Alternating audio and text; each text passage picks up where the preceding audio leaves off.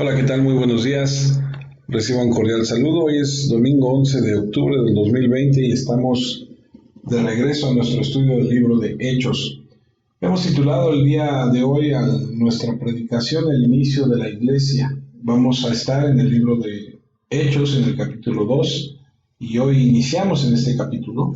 Pero antes de iniciar vamos a orar y vamos a darle gracias a Dios. Señor, queremos agradecerte por una oportunidad más en tu palabra. Pedimos que a través de ella, Señor, nos hagas crecer, madurar y nos permita, Señor, conocerte más.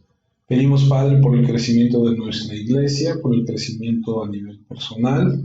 Pedimos, Señor, que bendigas a los hermanos, Señor, en las diferentes iglesias, a las personas que escuchan esta grabación, que a lo mejor no los conocemos, no están cerca de nosotros, pero que gracias a este medio pueden escucharla también. Oramos por ellos y te pedimos por sus vidas, Señor, que los bendigas y los guardes a donde quiera que estén. Pedimos por los seres amados, Señor, que tenemos que no te conocen, para que así como tú tuviste misericordia de nosotros un día y nos permitiste acercarnos a ti, ellos también lo puedan hacer.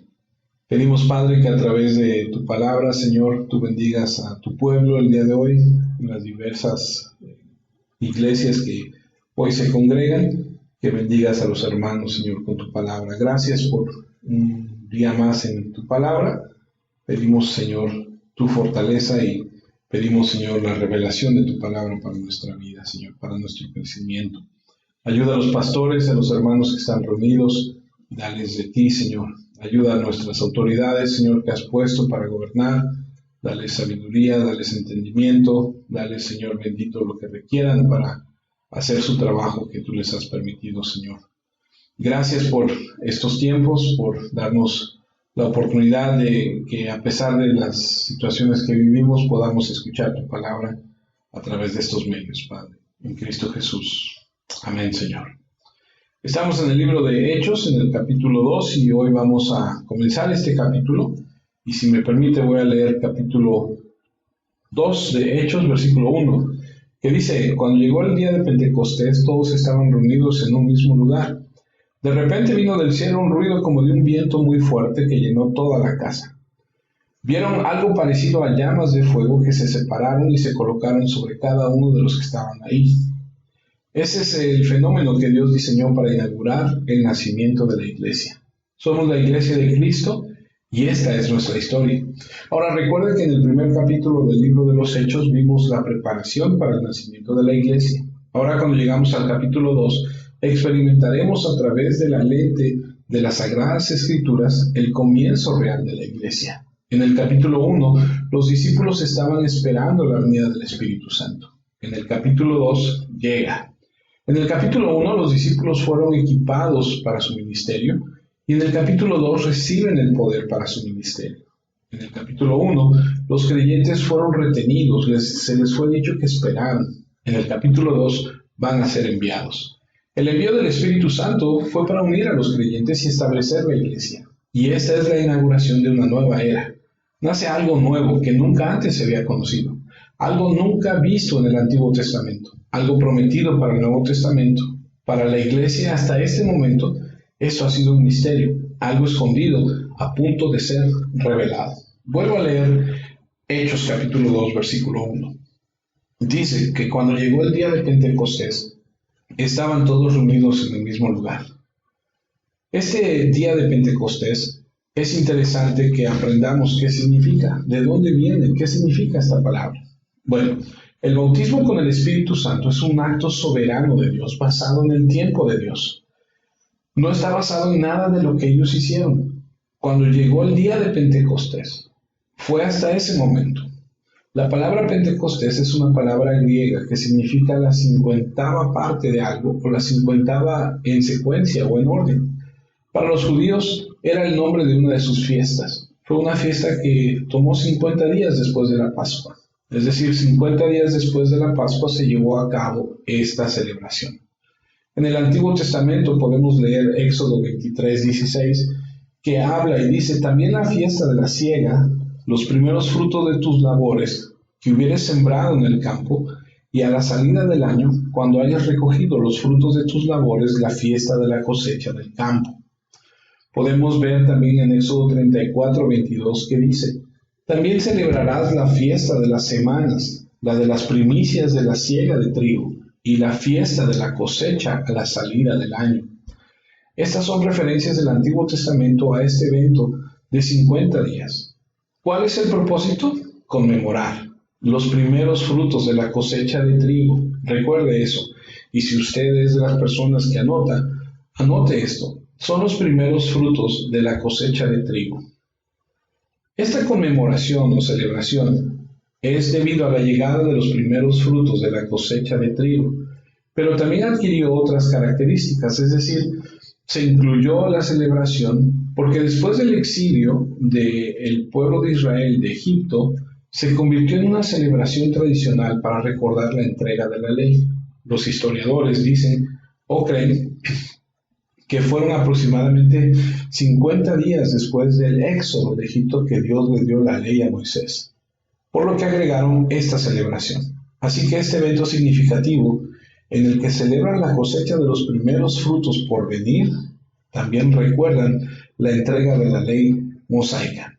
Entonces nosotros aprendemos de las fiestas del Señor dadas a Israel para celebrar y vemos cómo son imágenes de la obra de Cristo. Tú puedes leer acerca de estas fiestas un poco más en Levítico 23. Permíteme, por favor, establecer 3 de estas fiestas o hablar de estas 3 fiestas para poder darle más sentido, para poder comprender un poco más este día de Pentecostés. Si tú me permites, la primera de ellas de las que quiero hablar es la Pascua. Si tú tienes un tiempo en la Escritura, sabrás que la Pascua es una celebración que se genera en Egipto, cuando aún estaban en Egipto, y que se debe o que parte la última de las plagas que Dios manda a Egipto, es la del ángel de la muerte. Este ángel de la muerte recorrería las calles de Egipto buscando un hogar a donde no estuviera la señal de la sangre sobre el dintel de la puerta, entraría a ese hogar y mataría al primogénito.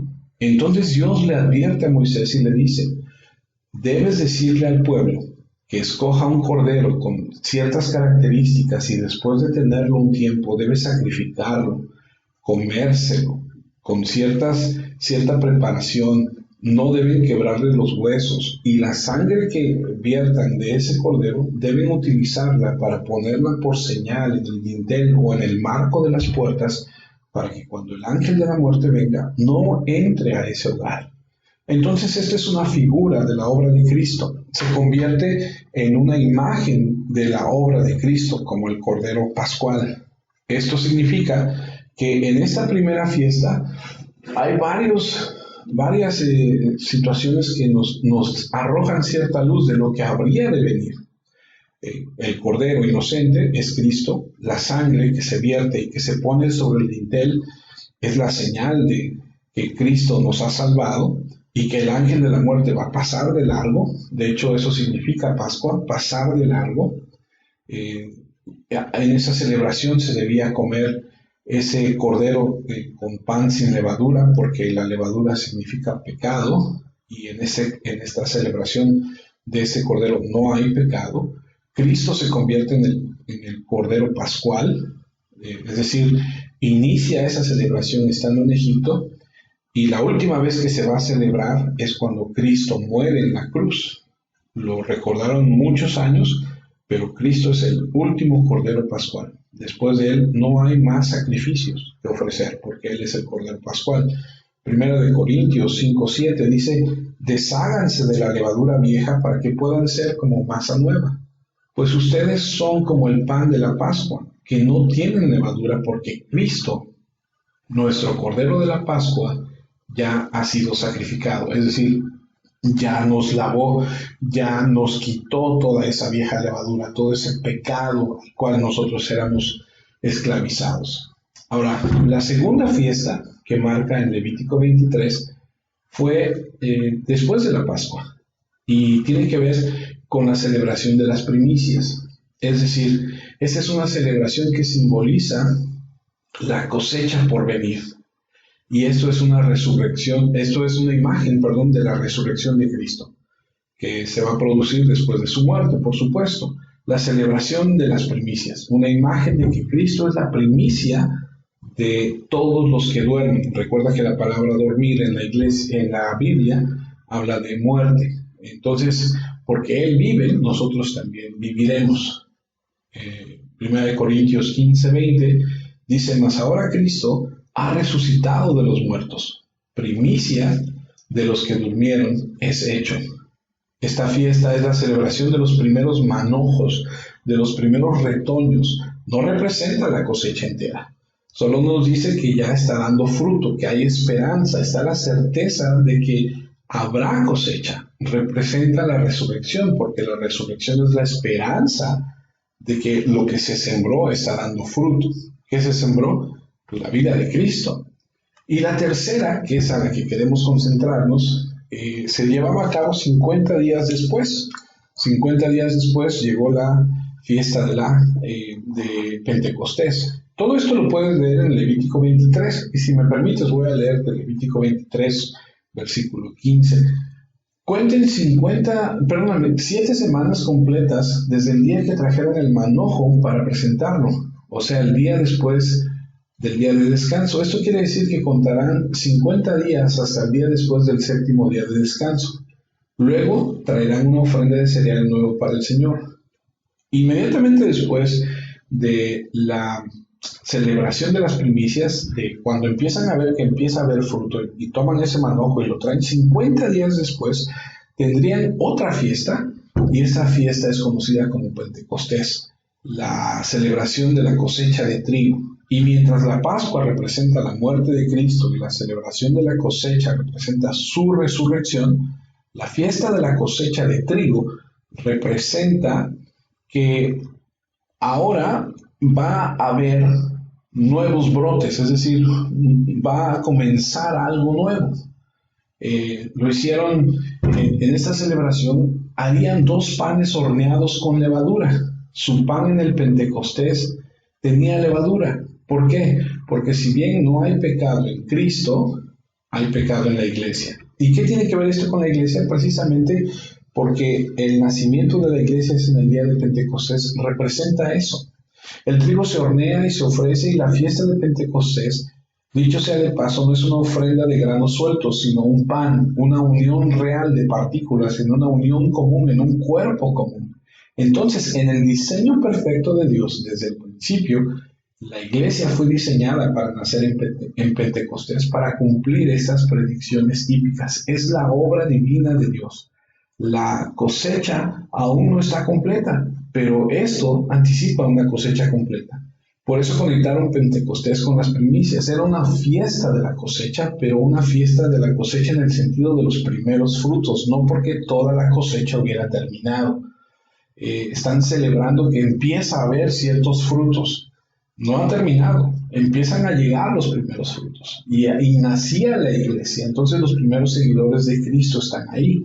La cosecha se levantará cuando los últimos tiempos lleguen. ¿Pero qué tiene que ver todo esto con Cristo? Es en el día de Pentecostés que el Señor envía al Espíritu Santo, que es la garantía de nuestra futura herencia completa. La venida del Espíritu Santo es otro tipo de primicia.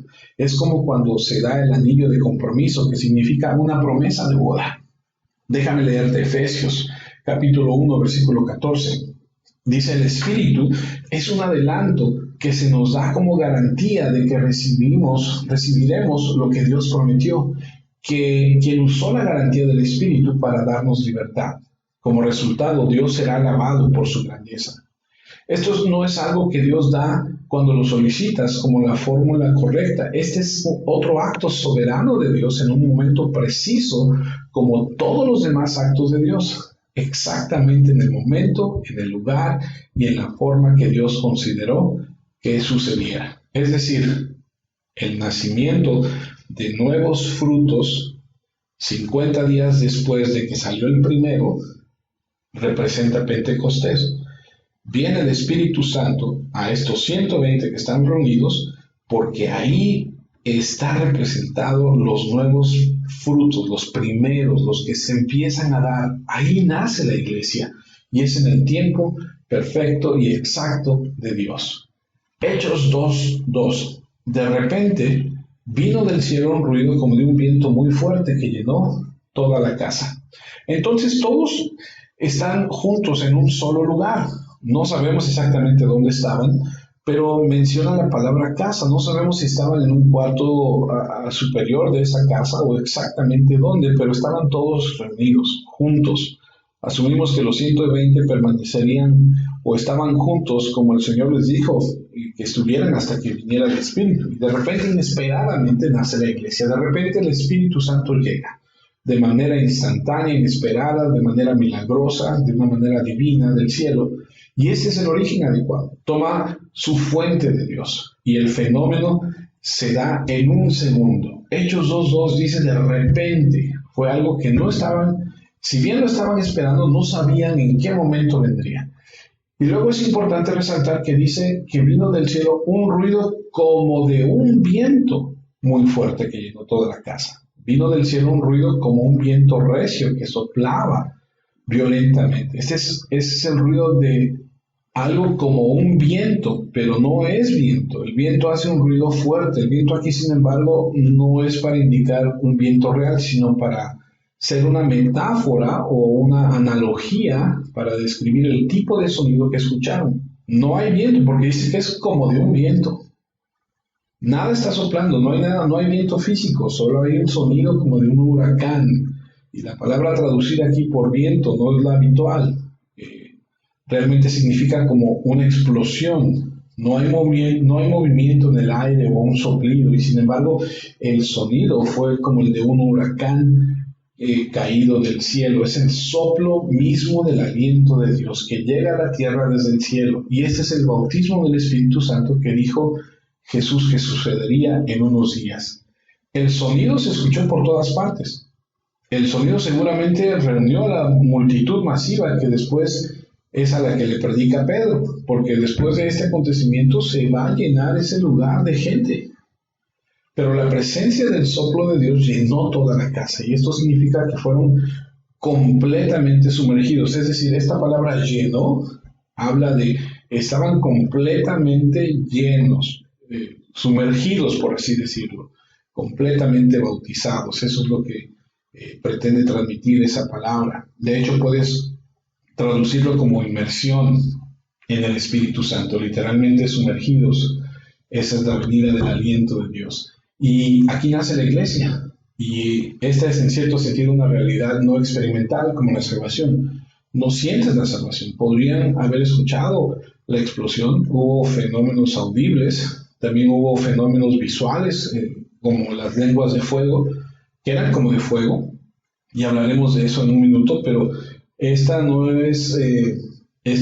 es una experiencia, como dice aquí, experimental. Esta es una obra de Dios del cielo que desciende a las almas de los creyentes. Todos los que fueron bautizados de esta manera se han revestido de Cristo. Ese bautismo también abarca nuestra unión con Cristo en su muerte, así que en esta ocasión, por primera vez en la historia de la redención, un grupo de creyentes que puso su confianza en el Salvador están inmersos en el Espíritu Santo, reunidos en un solo cuerpo, porque ahora poseen la misma vida espiritual, la vida de Dios a través del Espíritu Santo en ellos. Y esto se convierte en la norma para todo creyente, porque esto nos lo marca en Romanos, por ejemplo. En Romanos 6:1 en adelante, dice: bueno, ¿ahora qué vamos a decir? ¿Será que debemos seguir pecando para que Dios nos perdone aún más? Claro que no. Ya hemos muerto al pecado, así que no podemos seguir viviendo en el pecado. ¿No saben ustedes que todos los que fuimos bautizados en Jesucristo nos unimos a Él en su muerte? Cuando fuimos bautizados también fuimos enterrados con Cristo y así compartimos su muerte, para que así como Cristo resucitó por el gran poder del Padre, nosotros también andemos de acuerdo a la nueva vida. Y aquí podemos ver que estamos reunidos en un solo cuerpo, porque ahora poseemos la misma vida espiritual, la vida de Dios a través del Espíritu Santo, y esto nos convierte en esa norma, como te dije hace rato, para cada creyente que está participando en el entierro y en la resurrección, como lo señala aquí Romanos. Romanos 8:9 dice: en ustedes no predomina la mentalidad humana, sino la del Espíritu, porque el Espíritu de Dios vive en ustedes. El que tiene el Espíritu de Cristo, perdón, el que no tiene el Espíritu de Cristo, dice, no pertenece a Cristo. Así que esa no es una experiencia que buscas, esto no es algo que persigues, esto no es algo para lo que tú calificas. Ese es esencialmente un componente de la salvación. Hay regeneración que te da nueva vida y luego está esta unión de cada creyente con todos los demás creyentes en el cuerpo de Cristo, al compartir la vida común del Espíritu que mora en nosotros. Y esto está muy de la mano con lo que Jesús oraba. Jesús oró en Juan 17:20 y dice, estoy orando por ellos, pero te pido también por los que crean en mí por medio de la enseñanza de ellos. Padre, te pido que todos los que crean en mí sean uno. Así como tú estás en mí y yo estoy en ti, te pido que ellos sean uno en nosotros para que el mundo crea que tú me enviaste. Les he dado a ellos la misma gloria que tú me has dado para que sean uno. Así como tú y yo somos uno, yo estaré en ellos y tú estarás en mí para que estén perfectamente unidos. Así el mundo sabrá que tú me enviaste y que tú los amas a ellos como me amas a mí. Somos uno. Puedes darte cuenta que en esta oración de Jesús de 3 versículos aparece 4 veces, sean uno, sean uno, sean uno, somos uno. Y esta es la experiencia que ahora tenemos todos y cada uno de nosotros que estamos en Cristo. Nos hemos vuelto unidos en Cristo. Somos uno y puede que no actuemos así a veces, lo cual está mal, pero somos uno porque todos hemos sido sumergidos en el Espíritu Santo. Todos los creyentes bautizados en un cuerpo constituyen el único cuerpo de Cristo. La unidad por la que Cristo oró se cumplió el día de Pentecostés, en Hechos 2. Si no ocurrió en el día de Pentecostés, entonces la oración de Cristo fue en vano, sin respuesta, lo cual no lo creo. El bautismo del Espíritu Santo en el día de Pentecostés es la respuesta a la oración de Cristo. Todos hemos sido colocados en un solo cuerpo. Si estás unido al Señor y yo estoy unido al Señor, somos uno con Él, ¿cierto? Tenemos la misma vida. Eso se hace mediante el bautismo del Espíritu Santo. Y dice 1 Corintios 6:17, el que se une con el Señor se vuelve un solo espíritu con Él. La primera vez que eso sucedió en Pentecostés y luego sucedió como algo natural en la salvación de cada creyente a partir de ese momento. Entonces están ahí y luego en un momento de repente escuchan este sonido como huracán. No es un huracán, es el soplo de Dios que llenó toda la casa. Están todos ahí postrados, es un fenómeno audible, y luego viene uno visual. Dice Hechos capítulo 2 versículo 3, vieron algo, escuche, parecido a llamas de fuego, que se separaron y se colocaron sobre cada uno de los que estaban ahí. No es un viento físico, pero tampoco es un fuego físico, esto es algo sobrenatural. Estas pequeñas lenguas aparecieron sobre cada uno de ellos sin excepción. Cada uno había recibido el Espíritu Santo. Es la manifestación visible del descenso del Espíritu Santo. Ahora, ¿por qué es necesario tener una demostración visible del Espíritu descendiendo? Bueno, sería imposible para ellos saber lo que ha sucedido si no hay algún medio por el cual puedan saber que el cielo ha bajado y ha hecho esto. Por el sonido del viento dirían que algo sucedió, pero las lenguas visibles sobre todos demostrarían que les pasó a todos. Continúo leyendo el versículo 4. Todos quedaron llenos del Espíritu Santo y empezaron a hablar en diferentes idiomas por el poder que les daba el Espíritu. Ahora, nunca perderá el Espíritu Santo. No puedes estar sin el Espíritu Santo. Esto es permanente. Entonces, Él es un adelanto del compromiso de Dios. Creo que en el momento de la salvación, cada creyente es bautizado y lleno. Y aunque nunca perderemos ese bautismo y nunca perderemos la presencia del Espíritu Santo, porque Él mismo es la garantía de nuestra herencia futura, el desafío para nosotros como creyentes es mantener esa llenura del Espíritu Santo, es decir, ceder continuamente el poder y control del Espíritu para que Él nos mueva. El bautismo del Espíritu Santo podría decirse, no lo experimentas, pero la llenura del Espíritu sí. Porque si te rindes al Espíritu Santo, entonces sabes que posees gozo, gratitud, paz y el fruto del Espíritu, cuál es amor, paz, mansedumbre, bondad, fe, dominio propio. Y cuando todas estas cosas son tus actitudes, sabes que estás siendo lleno del Espíritu, el fruto de ello. Y sin embargo es la obra del Espíritu Santo en nosotros para controlarnos, para nuestro bien y para la gloria de Dios. Y eso es algo que mantenemos por medio de la gracia y nuestra fidelidad. Y nunca se repite el bautismo del Espíritu Santo. Así que quiero que entendamos bien esto. Hechos 4:8 dice: entonces Pedro, lleno del Espíritu Santo, les dijo: dirigentes del pueblo y ancianos líderes de Israel.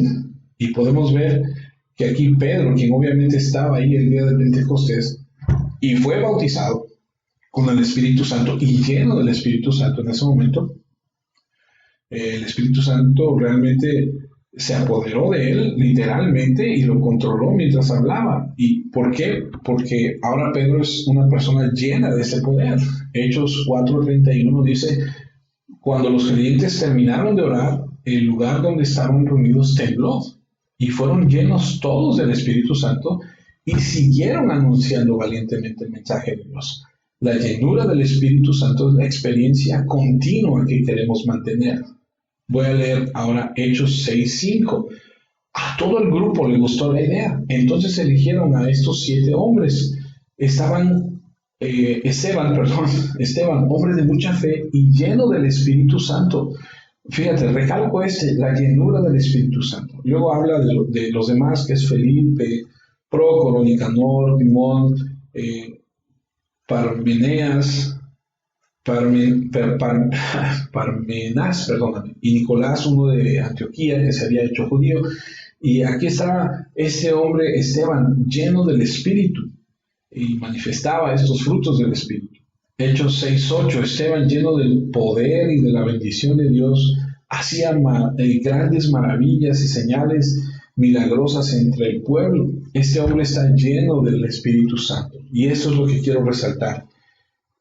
Tienes que mantener esa llenura, tienes que cederle el control de tu vida al Espíritu Santo. Hechos, fíjate lo que sucede aquí con este hombre. Hechos 7:57 en adelante es la historia de Esteban, de cómo Esteban termina sus días. Este es el mismo hombre que versículos antes está lleno del poder y de la bendición de Dios. Dice que lo sacan los judíos a un lugar apartado, dice, y todos empezaron a gritar muy fuerte, se taparon los oídos y se lanzaron contra él, lo sacaron a empujones de la ciudad y empezaron a apedrearlo. Los que dieron falso testimonio contra Esteban dejaron sus mantos al cuidado de un joven llamado Saulo, este es Pablo. Ellos siguieron tirándole piedras a Esteban, pero él oraba: Señor Jesús, recibe mi espíritu. Después se arrodilló y gritó muy fuerte: Señor, no les tomes en cuenta este pecado. Y después de decir esto, murió. En este momento de sufrimiento está lleno del Espíritu Santo y se preparó para ir delante de su Señor. Tiene rendida su vida al Señor. Hechos 9:17. Entonces Ananías se fue a la casa de Judas e imponiéndole las manos a Saulo, le dijo: hermano Saulo, el Señor Jesús me envió. Fue Él el que se te apareció cuando venías para acá. Me mandó para que puedas ver de nuevo y te llenes del Espíritu Santo.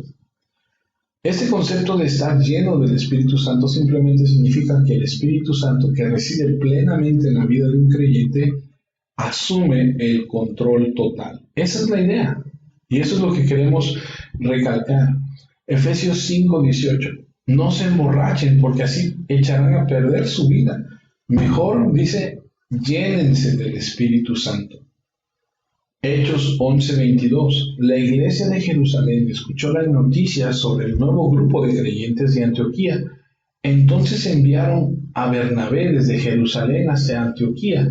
Cuando él llegó y vio que Dios los estaba bendiciendo, se alegró y los animó a no perder nunca la fe y obedecer de todo corazón al Señor. Bernabé era un buen hombre, lleno del Espíritu Santo y tenía mucha fe. Entonces muchos más se hicieron seguidores, dice, del Señor. Todos son bautizados con el Espíritu Santo en la conversión, pero no siempre estamos llenos del Espíritu Santo. Eso está completamente bajo su control, completamente bajo su control. Hechos 13:52. Los seguidores del Señor en Antioquía estaban muy felices y llenos del Espíritu Santo. Así que esta debe ser nuestra búsqueda en nuestra vida, de manera continua estar llenos del Espíritu Santo. Eso es lo que buscamos. En ninguna parte del Nuevo Testamento se dice que nadie debe buscar ser bautizado, pero se nos dice que mantengamos nuestras vidas llenas del Espíritu Santo. Estar lleno del Espíritu es estar bajo su control total, y eso significa ser obediente a su voluntad como se revela en su palabra. Entonces, en el nacimiento de la iglesia, en el día de Pentecostés, y lo que significa su nacimiento es la llegada del Espíritu Santo. Y tú podrías pensar y decir, bueno, espera, ¿qué no ha estado el Espíritu Santo antes? Sí, por supuesto, pero Jesús dice que hay una distinción. Le dijo a sus discípulos, ha estado con ustedes y Él estará en ti. No se trata de si está o no, es una cuestión de grado, es una cuestión de dimensión. Y contigo y en ti distingue el concepto de cuerpo, que está en el Antiguo Testamento, en que estamos unidos de alguna manera, de manera única, en una vida común compartida. Fuiste bautizado con el Espíritu Santo y Él vive en ti. Tu cuerpo es templo del Espíritu Santo y debe estar continuamente lleno del Espíritu Santo al permitirle que controle tu vida, te guíe en obediencia y de acuerdo con la verdad divina. ¿Por qué es importante estudiar la Escritura? Porque ¿cómo podrías conocer la voluntad del Espíritu Santo si no conoces la revelación de la voluntad de Él a través de las Escrituras? Así que es importante conocer lo que Él dice para saber cómo actuar. Y bueno, empezaron a haber resultados muy interesantes acerca de lo que trajo esta experiencia de ser llenos del Espíritu Santo. Y el versículo 4 dice, todos quedaron llenos del Espíritu Santo y comenzaron a hablar en diferentes idiomas por el poder que les daba el Espíritu. Y probablemente la palabra lenguas aparezca en tu Biblia y es un sinónimo de idiomas, excepto que ha estado cargado culturalmente con algunas ideas preconcebidas confusas. El movimiento carismático y el movimiento pentecostal ha definido principalmente el hablar en lenguas como algo místico. No lo entiendes, pero te comunicas con Dios y Él sí te entiende. Pero bueno, vamos a ver a qué se refiere con esto de hablar en lenguas o en diferentes idiomas. Hechos capítulo 2, versículo 7. Muy sorprendidos y llenos de asombro decían, ¿no son todos estos de Galilea? Estoy leyendo el mismo capítulo, solo que me brinqué unos versículos. ¿No son todos estos de Galilea? ¿Cómo es posible que cada uno de nosotros los oiga hablar en nuestro propio idioma? Somos de diferentes partes del mundo. Partia, Media, Elam, Mesopotamia, Judea, Capadocia, Ponto, Asia, Frigia, Panfilia, Egipto, el área de Libia, cerca de la ciudad de Cirene, visitantes de Roma, Creta y Arabia. Algunos de nosotros somos judíos y otros nos hemos convertido al judaísmo. Venimos de todos estos países, pero los escuchamos hablar las maravillas de Dios en nuestro propio idioma. Ahora, ¿quiénes son esas personas con ese idioma? Bueno, todos son judíos, porque están en una fiesta judía. Pero estos judíos que han llegado a Jerusalén desde la dispersión habían sido esparcidos por todo el Mediterráneo, en todos los lugares ahí enumerados, por toda la zona del Mediterráneo, al oeste, al norte, al este, por todos lados. Y todos están escuchando estos idiomas y están escuchando las maravillas o las maravillosas obras de Dios en estos idiomas. Ahora escuche, ponga atención, esto es muy importante. Los judíos han aprendido a hablar esos idiomas porque viven en esos lugares. Pero esto es lo que les sorprende. Nunca han escuchado alabanzas a Dios en un idioma gentil. Nunca. Porque cuando iban a la sinagoga, todos sus servicios se realizaban ¿en qué? En hebreo o en arameo, que es una variante del hebreo. Esta serie de especie de experiencia extraña, porque creían que el hebreo era el idioma de Dios y ahora están por primera vez escuchando las maravillosas obras de Dios. ¿Qué significa esto? todo, las maravillosas obras, la creación, hasta el Antiguo Testamento, están escuchando los atributos de Dios, las obras de Dios que los repiten estos galileos, estos creyentes judíos en idiomas gentiles. Nunca han expresado alabanza a Dios, nunca han recitado el Antiguo Testamento en otro idioma que no sea su propio idioma. Esto es impactante, absolutamente impactante. Es como cuando la misa se llevaba a cabo en latín y cuando la escucharon en su propio idioma fue impactante. Ese es un fenómeno que tuvo su momento y duró un tiempo. Pentecostés llega a principios de los años 30 después de la muerte de Cristo, solo unas pocas semanas después de eso. Entonces, tal vez sea el 30 después de Cristo, si calculamos el calendario, no sé, 25 años después todavía existe. Este don todavía está siendo ejercido por algunos creyentes, porque se menciona en el libro de 1 Corintios, y ese libro fue escrito alrededor del año 55 después de Cristo. Pero después de eso nunca lo escuchas en ningún otro libro del Nuevo Testamento. Hasta Juan, cuando escribe el último libro del Nuevo Testamento, tuvo una vida corta. Podríamos decirse que tuvo una duración de 25 años y fue corrompido por los corintios. Y por eso es que Pablo en 1 Corintios 13:8 dice, el amor no tiene fin. Algún día el don de profetizar cesará. El don de hablar en lengua se acabará. El de conocimiento se terminará. Ahora, había otras personas en Corinto falsificando y poniéndose de pie y pretendiendo hablar en otro idioma. Ahora escucha, y maldiciendo a Cristo sin saberlo, quizá bajo la influencia demoníaca. Entonces Pablo tiene que escribirle a los corintios para regular esto. Mira lo que dice 1 Corintios 3, versículo 3 en adelante, 1 Corintios 3. Les digo que nadie puede hablar por el Espíritu de Dios. Les digo que nadie que hable por el Espíritu de Dios es capaz de maldecir a Jesús. Tampoco se puede decir que Jesús es el Señor si no es por el Espíritu Santo.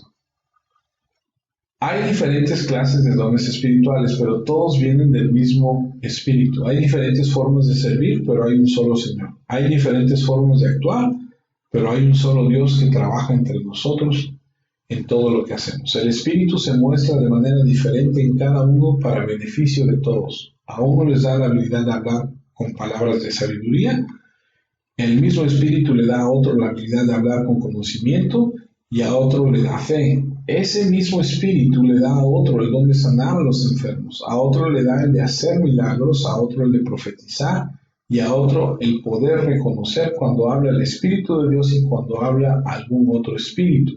A otro le da habilidad de hablar en varias lenguas y a otro le da la habilidad de interpretarlas. Todo eso lo hace un solo espíritu y él decide lo que le da a cada cual. Entonces, si miras la historia del Nuevo Testamento nos dice que esta de hablar en lenguas cesaron. Son parte de las epístolas pastorales, no son parte de nada después de la primera carta de los Corintios. Desaparecen por completo, cesarán las lenguas, pero está comparando cosas que cesan con cosas que son para siempre, como el amor, la esperanza, y dice que el mayor de ellos es el amor. Esas cosas, esas virtudes nunca cesan. Pero, ¿por qué hablan en estos idiomas? ¿Cuál es el punto de todo esto? Y para responder esto, ahora vamos a ver lo que dice la Escritura, porque es importante entender qué es lo que está sucediendo. Los idiomas gentiles eran simplemente parte del mundo gentil, lo voy a decir así, rechazado, es decir, los impíos, los paganos, fuera del alcance de los judíos o de la preocupación en la mente de los judíos de Dios. Al menos eso es lo que ellos pensaban. Así que nunca nunca iban a bajar el estándar, a denigrar a Dios, al hablar de Él en un idioma gentil. Fíjate cómo es lo que la mentalidad de los judíos. Si tú no eres judío, entonces tú eres un gentil y esa es una connotación de, ¿cómo se dice? De hacer a un lado a las personas, hacerlas menos, ¿no? Por ejemplo, los griegos decían que los que no eran griegos eran bárbaros. O sea, todos los demás son unos ignorantes, por así decirlo, ¿no? Y entonces, el hablar de Dios en otro idioma que no fuera el de ellos era para ellos era algo impensable. Y entonces, aquí viene una enseñanza muy, muy interesante. Voy a leer 1 Corintios 14:20. Habla Pablo y dice, porque es importante establecer que las lenguas cesaron y es importante establecer de por qué estas personas hablaron en otros idiomas y por qué estaban hablando lo que estaban hablando. Es un shock para ellos. Nunca antes han escuchado hablar las maravillas de Dios en otros idiomas y por eso están tan impactados. De hecho, más adelante va a decir que están borrachos, que no entendemos por qué dicen que están borrachos, pero bueno. 1 Corintios 14:20. Hermanos, no piensen como niños, sin embargo, en cuanto a la maldad, sean inocentes como bebés, y en su modo de pensar sean adultos maduros. Así dicen las Escrituras. Por la gente que habla un idioma diferente y por los labios de los extranjeros les hablaré a este pueblo, pero ni aun así me harán caso, dice el Señor. Por eso, vemos que el uso de diferentes lenguas muestra cómo es que Dios trata con los que no creen, no con los que creen. Y la profecía, en cambio, muestra cómo es que Dios obra por medio de los que creen, no de los que no creen. Voy a leerlo otra vez. Ponga atención. Hermanos, no piensen como niños. Sin embargo, en cuanto a la maldad, sean inocentes como bebés y en su modo de pensar sean adultos mayores.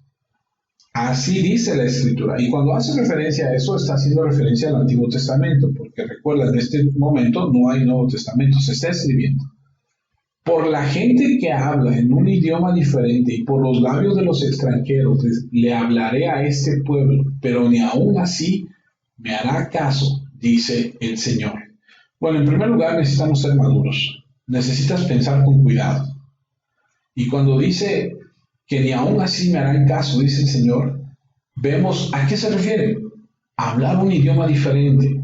Los idiomas son una señal no para los que creen, está bastante claro, sino para los incrédulos. Es decir, vamos a tener que ir a la historia para aclarar esto. 784 años de que Pablo escribiera 1 Corintios, por la incredulidad, por la apostasía, Dios les habló por medio de los profetas y por medio de los profetas fieles como Jeremías, Isaías y otros, y les advirtió, y les advirtió, y les advirtió, y les habló siempre en un idioma que entendían. Pero cuando su misericordia y su paciencia se agotaron para con ellos, entonces comenzó a hablarles en un idioma que no podían entender. Y eso marcó la llegada de los babilonios. Moisés predijo la próxima invasión de Israel si no eran fieles a Dios. Deuteronomio 28:49 dice, el Señor enviará contra ti una nación lejana del final de la tierra. Como el águila viene rápidamente del cielo, no conocerás el idioma de aquella nación. Jeremías 5:15. Israel, este es el mensaje del Señor. Traeré de lejos una nación fuerte y con una larga historia. Tú no conoces el idioma de esa nación y no entiendes lo que dicen. Isaías dijo que vendrían, Jeremías dijo que vendrían y vino en forma de hordas babilónicas que entraron y masacraron a la gente del reino del sur de Judá. Destruyeron el templo, destruyeron Jerusalén, se llevaron a la gente cautiva y allí estaban siendo arrastrados por personas cuyo idioma no podían entender, a un país cuyo idioma no entendían. ¿Qué aprendió Israel entonces sobre un idioma que no entienden? Que esto es una señal de juicio. Esta es una señal en Isaías, en Jeremías, incluso en los escritos de Moisés, en Deuteronomio, una señal judicial de Dios de que el juicio viene por causa de la injusticia, por el pecado, por la incredulidad, por la apostasía. Ahora, con esto en mente, regrese a 1 Corintios, y la Biblia es tan consistente, y los escritores de las Escrituras tan consistentes, que Pablo está explicando el significado del don de lenguas, dice, es realmente lo que profetizó Isaías. Hombres de lenguas extrañas y labios de extraños hablarán a este pueblo y aún así no lo harán.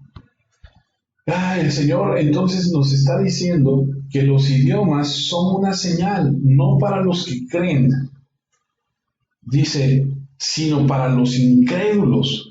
No solo a los incrédulos, sino a los judíos incrédulos. ¿Qué significó el día de Pentecostés cuando de repente todos los creyentes estaban tomando el lugar de un profeta y comenzaron a hablar en idiomas gentiles?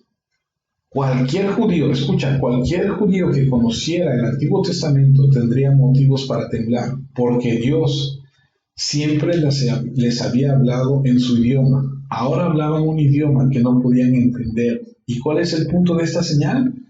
Esa señal es una señal de juicio sobre Israel. ¿Y cuál es el juicio de Israel? Escuche, Israel está a punto de ser puesto a un lado porque la iglesia que nace está tomando su lugar. Yo sé que a lo mejor todo esto puede ser un poco confuso para algunos de ustedes. A lo mejor algunos de ustedes dicen, ya me perdí, ya no sé de qué está hablando. Déjame tratar de retomar todo. Cuando los judíos llegan, que escuchan el ruido este estruendoso y ven que 120 personas están reunidas ahí y que hay como unas lenguas de fuego arriba de ellos y que están hablando en otro idioma, todo judío que conoce el Antiguo Testamento está asombrado porque el que te hablen las maravillas de Dios en otro idioma y que lo puedas entender es señal de juicio, por lo que acabamos de leer del Antiguo Testamento. ¿Y qué es lo que está pasando? ¿O qué es lo que está por venir?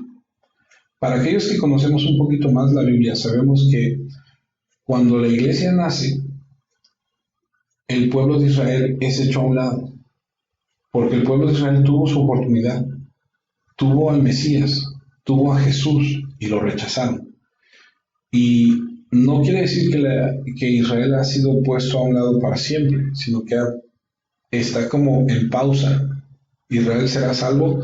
Ha habido muchos que se están salvando, que se salvaron, que siguen salvándose y que se seguirán salvando y que sí se salvará, pero ha sido puesto en pausa. Y se le ha sido dada la oportunidad a los gentiles, en este caso a ti y a mí. Y en este día del nacimiento de la iglesia en Pentecostés, y en el día en el que Pablo escribió en 1 Corintios, al menos 25 años después, el uso de esa señal para declarar a los judíos en Jerusalén y en las sinagogas, a donde quiera que estuvieran, que iba a ser apartados como pueblo por su incredulidad y apostasía, el hablar en otros idiomas, las grandezas del Señor es una señal de juicio para Israel.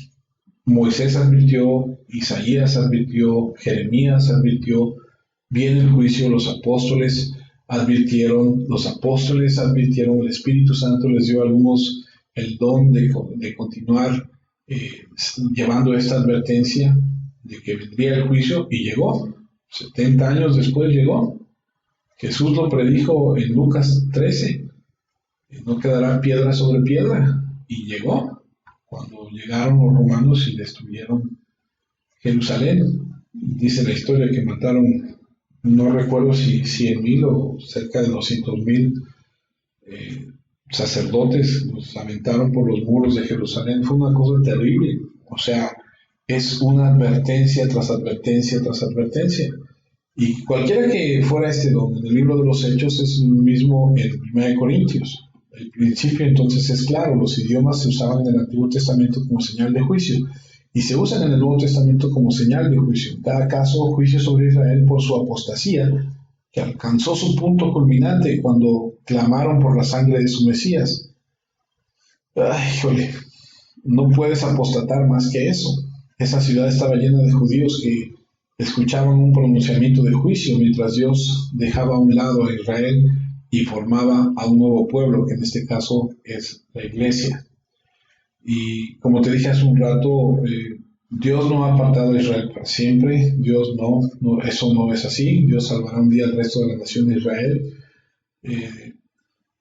Ya Israel no es un pueblo étnico, ya no es una sola nación. Perdieron ese derecho, perdieron ese privilegio. Se podría decir que hablar en estos idiomas se convierte en una señal de una violación final de un pacto con Dios, cuando la gente comienza a balbucear en un idioma que no es el idioma de Dios. Tu casa quedará desolada, fue lo que le dijeron a los judíos, y se cumplió. Y bueno, eso es lo que creo puede un juicio de parte de Dios para ellos. Fueron puestos a un lado por un tiempo, nace la iglesia y según vemos, 1 Corintios tiene, el hablar en lenguas tiene un papel en un servicio tienen un papel en un servicio de las lenguas, Dios podría usar a 2 o 3 personas para hablar en un idioma extranjero, para pronunciar un juicio sobre Israel, para despertarlos, pero siempre tendría que haber un intérprete. Y por cierto, las mujeres no podrían hacerlo porque tienen prohibido hacer eso. Puedes leer 1 Corintios 14, pero no quiero dejar solo en ese punto, quiero agregar algo. Hablar en estos idiomas extranjeros, mientras para Israel era una señal de juicio, para el resto del mundo era una señal de bendición. Lo que estaban diciendo es: Israel es puesto a un lado y Dios va a ser un pueblo de cada lengua, tribu y nación, y eso es un lado positivo. Cuando Dios aparte de Israel, se vuelve a la iglesia, y es por eso que en Romanos 11 dice que la caída de ellos, la caída de Israel, es la riqueza del mundo. Y bueno, esto es algo que yo creo, es algo que hay que estudiar bien, pero es algo que tenemos que comprender. Y vemos la increíble evidencia de la llegada del Espíritu Santo y este asombroso milagro de personas que hablan idiomas que ni siquiera conocen, y aparentemente algunos de ellos, como te dije, continuaron haciéndolo, de modo que incluso 25 años después se ve en las Escrituras como una proclamación de juicio a Israel y una bienvenida al mundo gentil. Ahora, yo sé que muchos de nosotros que traemos un trasfondo carismático o pentecostal podríamos decir: pero es que yo recibí el don de lenguas y yo hablaba en lenguas, y sí, yo recuerdo haberlo experimentado, entre comillas, también, pero también puedo decirte por experiencia propia que nunca entendí lo que decía, y que era algo así que se repetía y repetía sin saber. Y recuerdo mucho también que muchos lo tomaban a broma, ¿no? Rambo, Rambo, saca la bazooka, y cosas de esas que dices: eso no es de Dios, ¿no? Y cuando tú lees y estudias y te das cuenta que en el Antiguo Testamento se predijo que cuando un extranjero hablaba una lengua que tú no entendías, pero que empezaron a hablar juicio para Dios, y te das cuenta que coincide con que Dios va a poner a un lado la iglesia, Israel, y va a venir la iglesia. Entonces empiezas a tomar otra perspectiva de lo que es todo esto. Y oro a Dios para que Dios sea el que te haga comprender todas estas cosas y traiga crecimiento a tu vida. Sé que pudiera haber algunas dudas y pudiera haber algunos cuestionamientos. Te animo a que leas, te animo a que investigues, y que juntos podamos en esta aventura de el libro de Hechos podamos seguir avanzando en este estudio. Espero que nos sirva y nos haga reflexionar y nos haga crecer en el camino que tenemos por delante en nuestro andar con Dios. Gracias a Dios por ese tiempo. Vamos a orar. Señor, te pido que a través de tu palabra tú nos enseñes. Hay tantas cosas que se dicen, que nos han enseñado a través de los años, y que en algunas reconocemos que no entendemos bien, y hay unas cosas que hemos leído y que hemos experimentado y hemos escuchado que no sabemos bien, y te pedimos que nos ayudes. Y con toda humildad te lo digo: enséñanos y ayúdanos a comprenderlo para crecer y madurar, que podamos glorificar tu nombre en todo. En Cristo Jesús, Señor, te pido esto para mis hermanos y te doy gracias. Amén. Gracias a Dios por este tiempo. Les pido que tengan paciencia. Algunas personas me han preguntado si ya nos vamos a reunir. Todavía no es tiempo.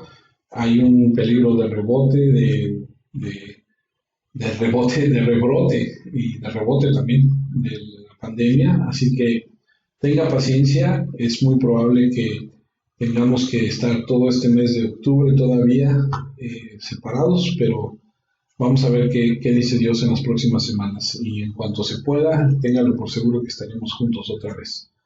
Deseo que Dios los bendiga y que los guarde. Pronto estaremos